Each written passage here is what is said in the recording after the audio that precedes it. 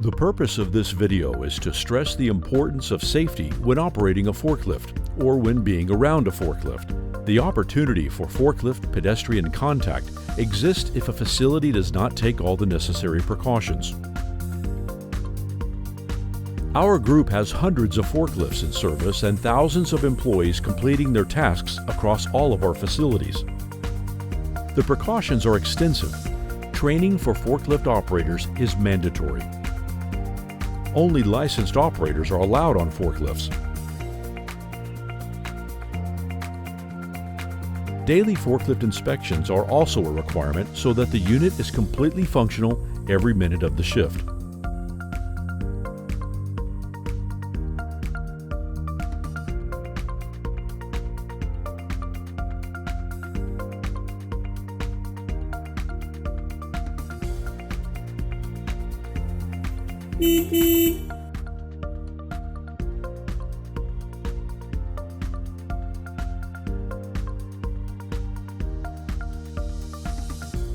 General safety training stresses that all employees must remain fully aware of their surroundings and there are two critical components with this. The forklift operator must be aware of his or her surrounding: people, columns, wet floors, other forklifts. You have to watch out for pedestrians, make sure that they see you and you see them. If you don't see them, you could cause an accident. The most important thing I would say in dealing with a forklift on the floor is be aware of your surroundings as a pedestrian. We don't put it on the forklift drivers to be solely responsible. The pedestrian has some responsibility for knowing what's going on around them. Most important is like a blind side on a corner. When you're carrying a load backwards, watch in all directions and go slow and honk your horn. Sometimes you have some blind spots, and I know they have the big mirrors on the top where they can see, but sometimes, I know these guys are like in a rush. They try to follow the speed limit, but sometimes, I think that's a good help because they can see the light coming and they're like, okay, stop. The forklift operator must keep his or her head on a swivel, always looking out for pedestrians. And the pedestrian in the plant must be fully aware of their work environment. Pedestrians should always be looking out for forklifts.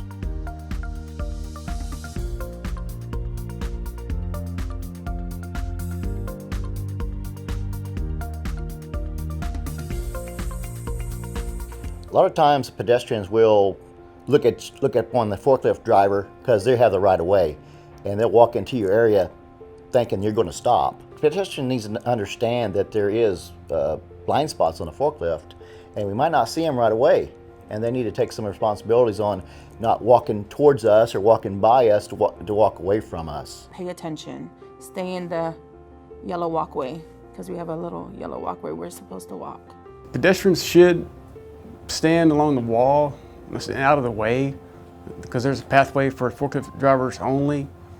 And if they got paperwork to look at, they should walk to the side. Everything is marked, and as long as we're in the pedestrian walkways and aware of our surroundings, and we don't get tunnel vision with what we're doing, then it could be a lot safer situation for us.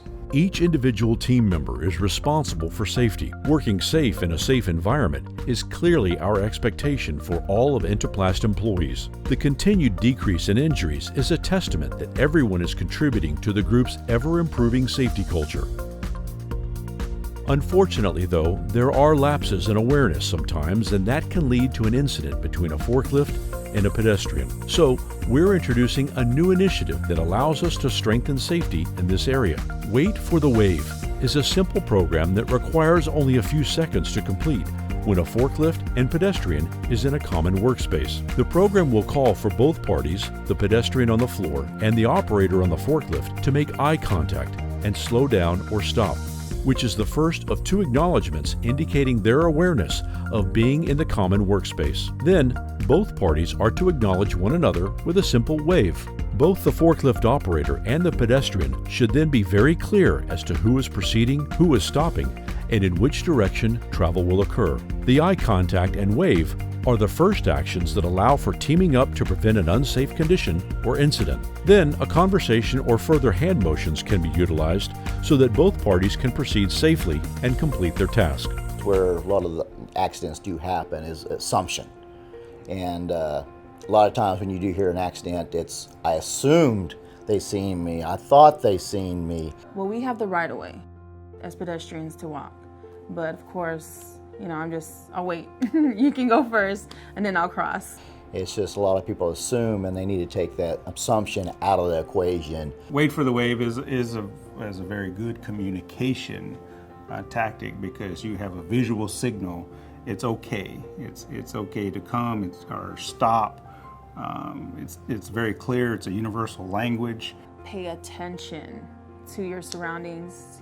Hear for things. I know when you're out there, you're busy to get your job done, but be aware of your surroundings, because at the end of the day, you want to go home in one piece. Forklift operators must always be vigilant and continually looking out for these conditions.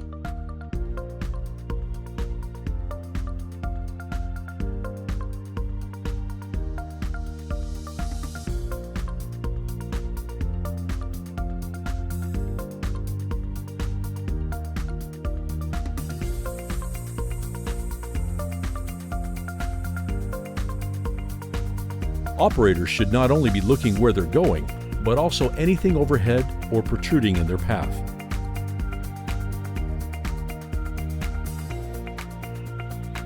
Pedestrians should have the right-of-way, but let's not take that for granted.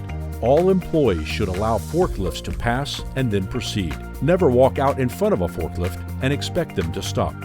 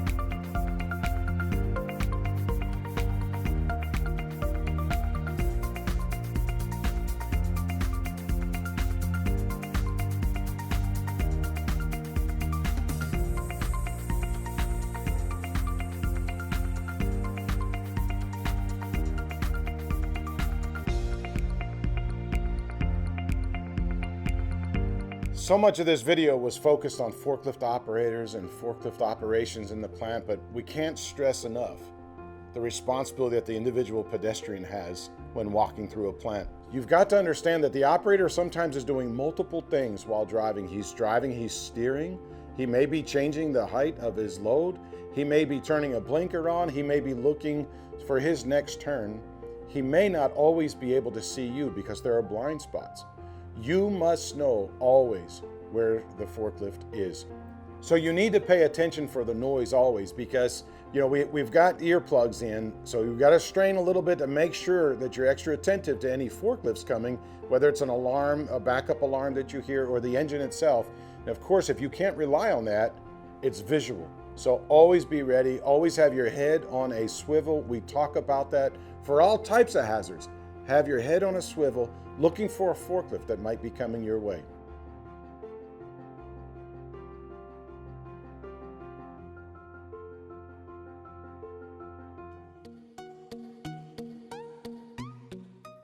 In this video, we are going to demonstrate how to change out a propane tank. This video demonstrates the basic steps for changing out a propane tank. Refer to your manufacturer's manual for specific instructions on your particular forklift. At Interplast, we have two types of forklifts, Hyster and Toyota. The forklifts are equipped with LPG propane tanks. LPG stands for liquid petroleum gas. forklift tanks should be changed only by trained employees using safety procedures and proper PPE. The proper PPE includes protective insulated gloves, steel-toed shoes, safety glasses, and a bump cap. Now let's look at the steps to be followed when changing out a propane tank on a forklift. Turn the forklift engine off and set the parking brake. Using your insulated protective gloves, close the tank service valve by turning to the right with slight hand pressure. Do not over-tighten. The next step is to release any excess gas that may be in the line. To do this, turn the engine on and slightly press on the gas pedal until the engine shuts off. Once the engine shuts off, you know there's no more gas in the line. You can also turn the valve off, leave the forklift running until it shuts off. Disconnect the female fitting from the male fitting by turning it to the left. Avoid contact with LPG as it may cause frostbite. Use a dolly to transport the empty tank and replace it with a full one.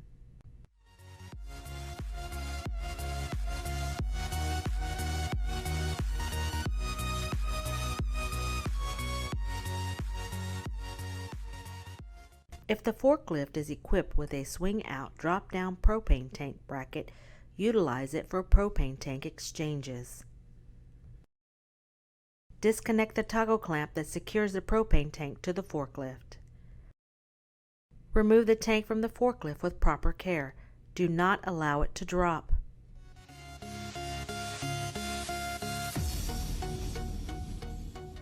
Full tanks are stored in designated propane store racks located outside the facility.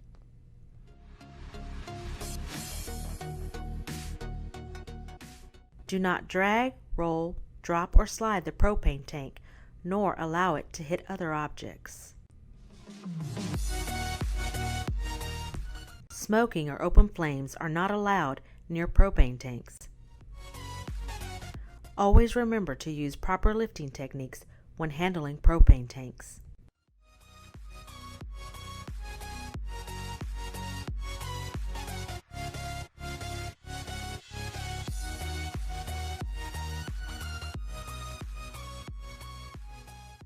Insert tank valve in towards the back of the rack.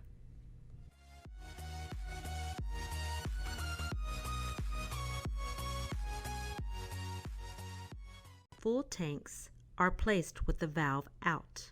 Empty tanks are placed with the valve in.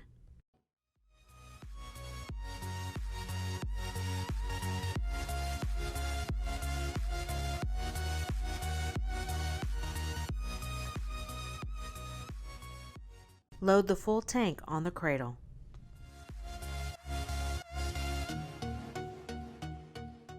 Ensure the pin is properly inserted through the hole on the tank's neck ring. And secure the tank with a toggle clamp.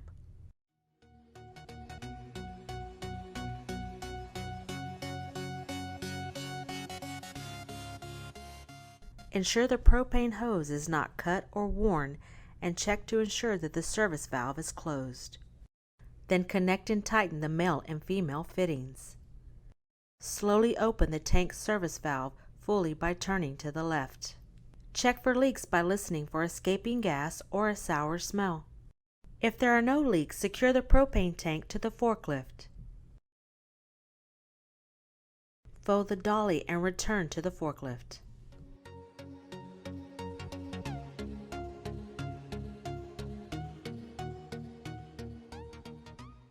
If a leak is detected, close the service valve and immediately check the connection. If the connection is good, there may be a problem with the selected tank. If a second tank also leaks, notify your section manager or safety coordinator. If you have any questions, contact your safety department.